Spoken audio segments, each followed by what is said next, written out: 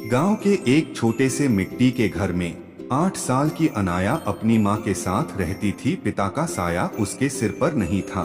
जब वह केवल 2 साल की थी, उसके पिता एक सड़क हादसे में गुजर गए थे। माँ सीता लोगों के खेतों में मजदूरी करके गुजारा करती थी।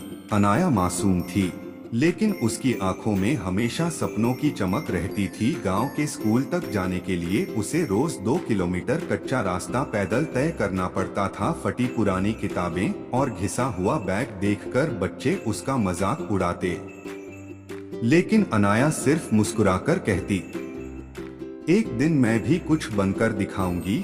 सीता अक्सर सोचती, क्या मेरी बेटी की किस्मत भी मेरी तरह तन्हाई में गुजरेगी। लेकिन अनाया का हौसला उसकी माँ की चिंता को थोड़ा हल्का कर देता था। एक साल गांव में भीषण सूखा पड़ा, खेत बंजर हो गए, मजदूरी के काम बंद हो गए, घर में चूल्हा जलाना मुश्किल हो गया। सीता कई दिनों तक केवल रोटियों के छोटे टुकड़े और नमक से गुजारा करती रही ताकि अनाया का पेट भर सके।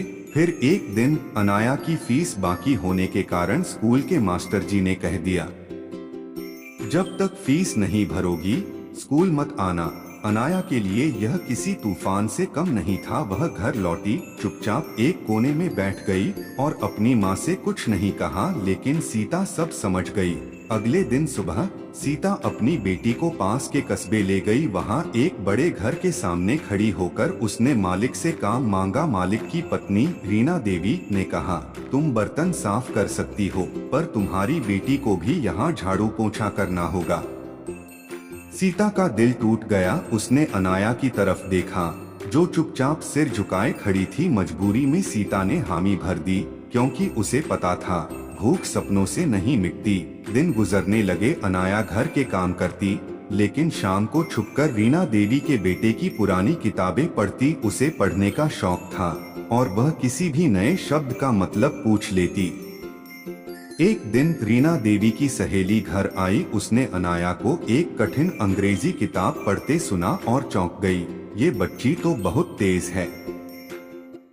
उसने सीता को समझाया कि अनाया को पढ़ाई से दूर रखना बहुत बड़ा नुकसान होगा। रीना देवी ने पहले तो अनसुना किया, लेकिन जब उसने खुद अनाया को गणित के मुश्किल सवाल हल करते देखा तो उसका मन बदल गया। उसने अनाया की फीस भरकर उसे दोबारा स्कूल भेजने का फैसला किया। अनाया की खुशी का ठिकाना नहीं रहा। अब वह सुबह स्कूल जाती और शाम को रीना देवी के घर का हल्का फुल्का काम करके अपनी माँ की मदद करती।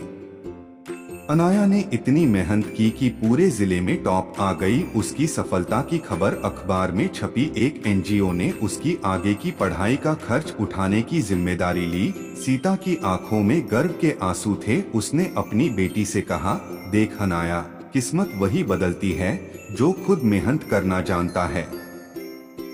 10 साल बाद अनाया शहर की एक बड़ी कंपनी में अफसर बन गई। गांव लौटकर उसने एक छोटा सा स्कूल खोला, ताकि कोई भी गरीब बच्चा सिर्फ पैसों की कमी के कारण पढ़ाई से वंचित न रहे। जब किसी ने उससे पूछा कि उसकी सबसे बड़ी प्रेरणा कौन है, तो उसने मुस्कुराकर कहा, मेरी माँ, जिसने भूख सहकर भी मुझे सपने देखने की हिम्मत दी।